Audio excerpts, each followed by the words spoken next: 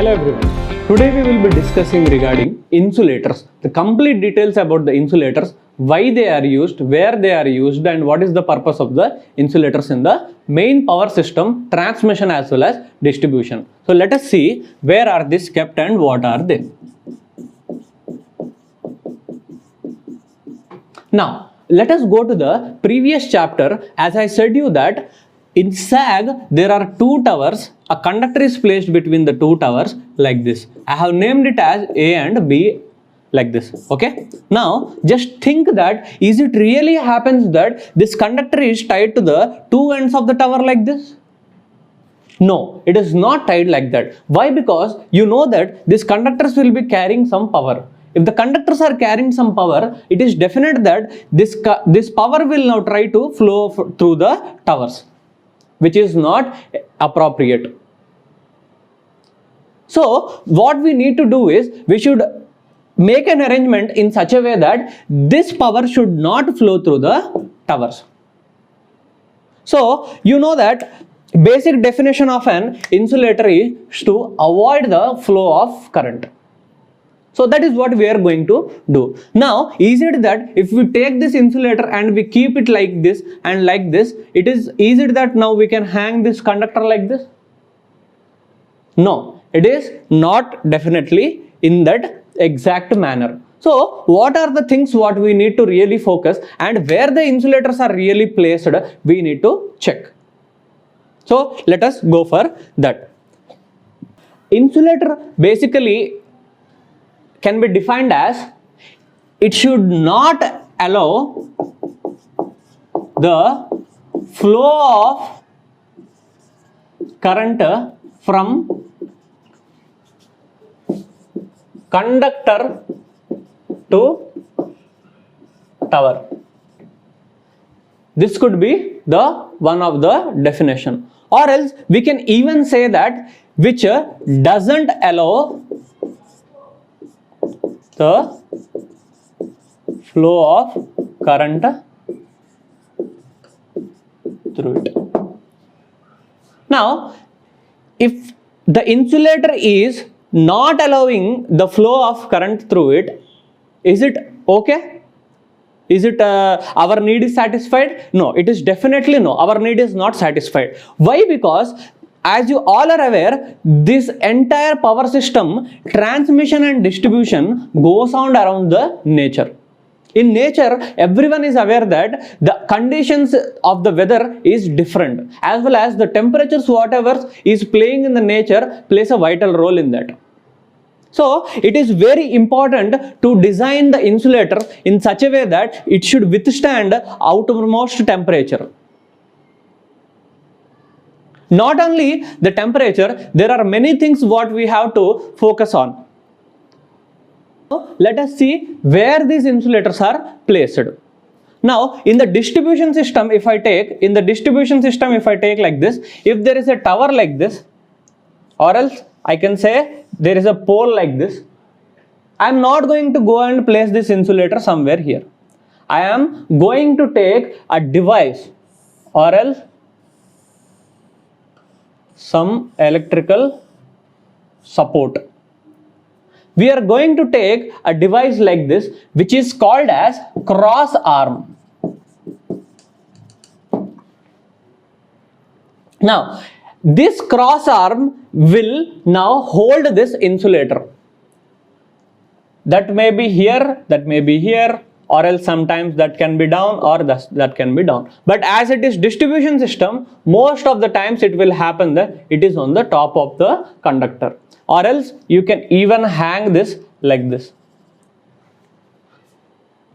So the placement of the insulator is for sure in distribution is cross arm, and in transmission also it is definitely cross arm. We will have a steel tower like this, as you can see here. Again, for this we will be having again a steel structure which is made like this, and we are definitely going to place this insulator somewhere here. Now we are not bothered about what are the insulators and how are they. Now we are bothered about where these insulators are kept. So it is very clear from this distribution that it is kept on the cross arm, and even at the transmission level it is kept at the cross arms. Is it only that insulators are placed on the cross arms? No. Including insulators, conductors are also placed on the cross arms. That means definitely insulators are going to be such a medium that conductors has to be carried on this. If the conductors are carried on this, what happens? This conductor will definitely carry some power. Whenever this conductor is carrying some power, what is going to happen? That is definitely not going and touching the tower. That means there is no leakage of current. This is what we need to mostly focus on, this insulators part. So now it is very clear that insulators are a medium which should not allow the current, and it should be a medium to carry and support the conductor. I hope this is very clear for you. Now let us go for the design structures of insulators and what are the types of insulators we are going to see, and where they are placed either in distribution as well as in transmission system, and what are the appropriate insulators kept and suitable for individual transportation of the power. So see what are the requirements for the insulators. Now the requirements for the insulators are basically at the design perspective. Why? Because while designing you should be very careful with the atmospheric conditions and different conditions which we will see now. Now before placing that insulators onto the cross arms, we should make sure that all these points are definitely focused.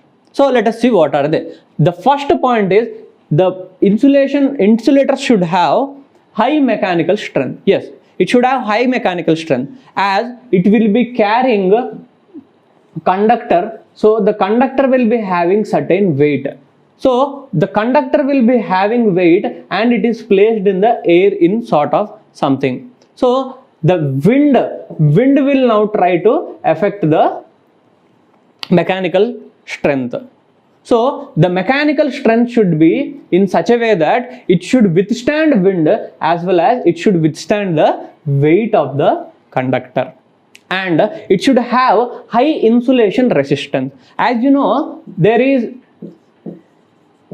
leakage if there is no insulator, so it should have high resistance so that the leakage towards the earth is not happening. You should take very good care of this point. It should be free from the impurities and cracks.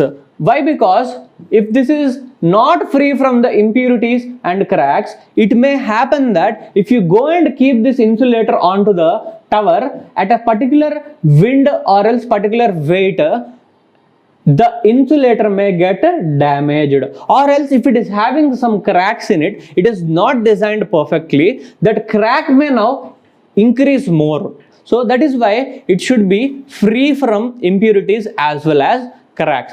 That means basically the material whatever you are using in this should be very pure, and it should be made up of porous material. As you all are aware, nature will have moisture and water content in it.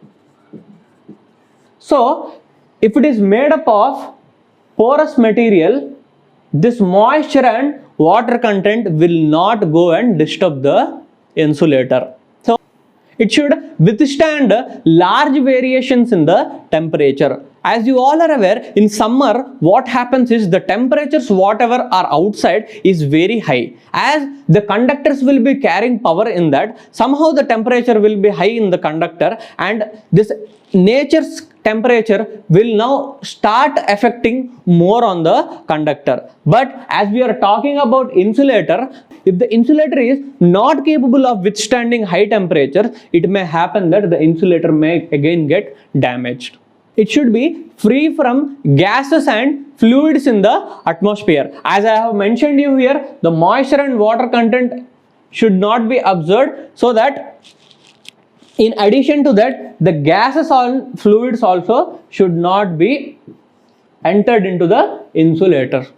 Should have high rate of rupture strength to the flashover voltage. As you all are aware, flashover voltage occur in high rate of voltages. So if the rupture strength is high, the insulator will withstand.